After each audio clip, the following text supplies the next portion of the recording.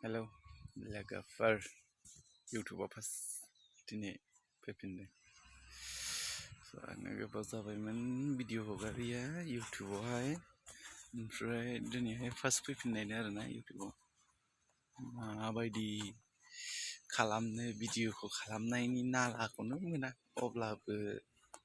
दिनैहाय फैफिननायदों आरोना first time इउटुबखौ बारा सालायनाय जाला मानो होनबा फेसबुकखौ बांसिन सालायनाय जायो आरोना फेसबुकआव बांसिन ओरैनो बाहायनाय जायो ओमफ्राय इउटुबनि साबसक्राइबारफोरखौ बरिं जाहोलायबाय आरो आं माने थायै थायैनो दिनैसो ओमफ्राय मा होनो इउटुबावहाय गुसुं ओरैनो भिडिअ लानानै फैबाय आरो दुखु दामोन मोजां भिडिअ लाबोनो हायिनि आंथ' मोजां भिडिअ लाबोफेरखायानोसै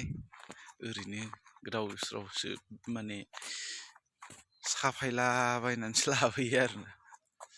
अब्लाबो नोंथांमोना नायनानै सापर्ट होयो थेंक इउ बहुद सापर्ट होयो नोंथांमोना आंनि भिडिअखौबो जाबाबो जायाबाबो स' दायो आङो बबे जायगायाव दंफैयो आं बेलेगावसो दंफैयो आरो दा दसे ओमफ्राय मा खालामनो गोदाव सोराव मोननानै भिडिअखौनो खालामबाय आरो मोजां नुनानै प्लेसफोरखौ मोजां नुनानै ससे गुसुंब्लाबो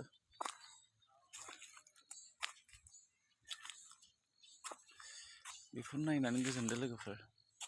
माथो होनबावनो आरो उफाय गैया भिडिअ लायैयाबो गोबाव जाबाय बेनिखायनो दिनै बे गुसुंखौनो